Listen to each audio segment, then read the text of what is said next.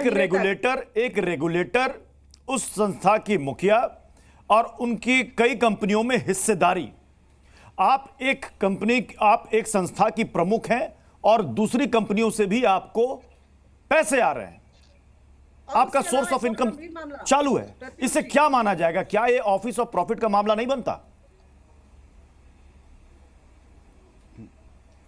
देखिए, इसके अंदर क्या है कि सेबी या कोई भी रेगुलेटरी संस्था होती है, उसकी अंदर एक डिसिप्लिनरी कमेटी होती है, उसके अंदर सारे कोड ऑफ कंडक्ट होते हैं, जिसमें कि अगर हम पहले भी देखेंगे तो सेबी ने ये क्लैरिफाई किया था जब हिडनबर्ग की रिपोर्ट आई थी कि जो भी जिस भी मामले में ये माधवी बुच इंटरेस्टेड थी उस कमेटी में वो नहीं थी। तो ये क्लैरिफिकेशन सेबी से आना चाहिए।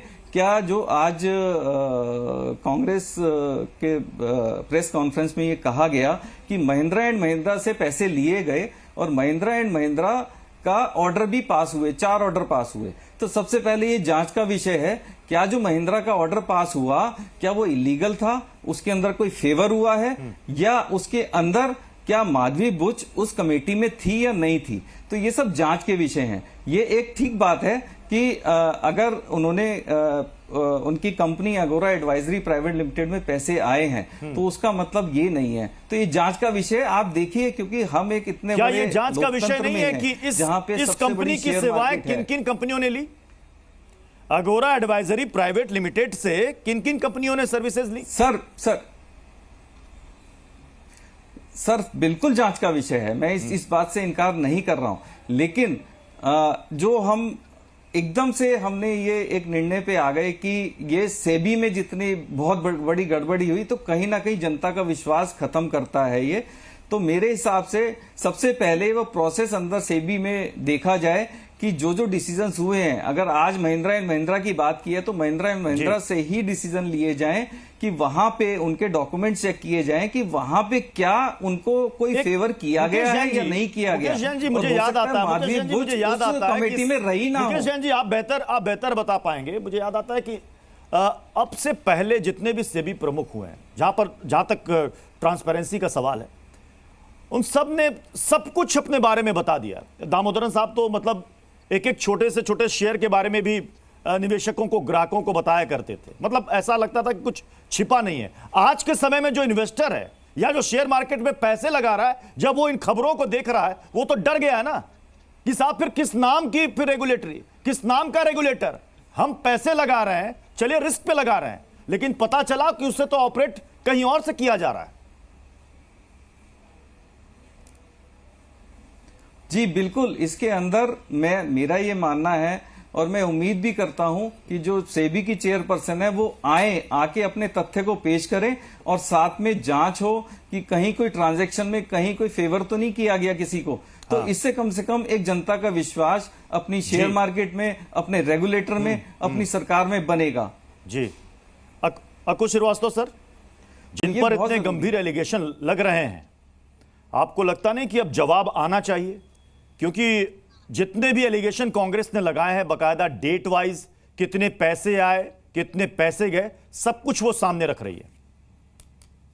देखिए, तय बात है कि आरोप बहुत गंभीर है और ये भी लगभग तय हो गया है कि माधवी बुच मैम के जो है कॉन्फ्लिक्ट ऑफ इंटरेस्ट नजर आ रहे हैं। इसमें कोई बहुत बड़ा खोजबीन का मामला नहीं है, चाहे वो इंटरेस्ट को लेकर के हो, चाहे वो किराए को लेकर के हो, वो एक लगभग साफ सी बात है। उन्होंने कितना डिक्लेयर किया है, नहीं किया है, ये अपने आप में देखने वाला। और बुच मामला वैसे भी सेबी के लिए नहीं बल्कि सभी जितनी भी भारतीय नियामक एजेंसियां हैं, इंश्योरेंस वाली है या वॉयटॉक है, कंपटीशन कमीशन के लिए सीख होगा कि वो मजबूत डिस्क्लेमर प्रक्रिया अपनाएं। क्यों? क्योंकि अभी इस समय जो 12 करोड़ लोग जिनको पता नहीं है, ये भी 90% लोग ऐसे हैं जो मतलब क्या लेनदारी है, देनदारी है, कैसे चेक करें अपना खाता, ये तक नहीं पता है।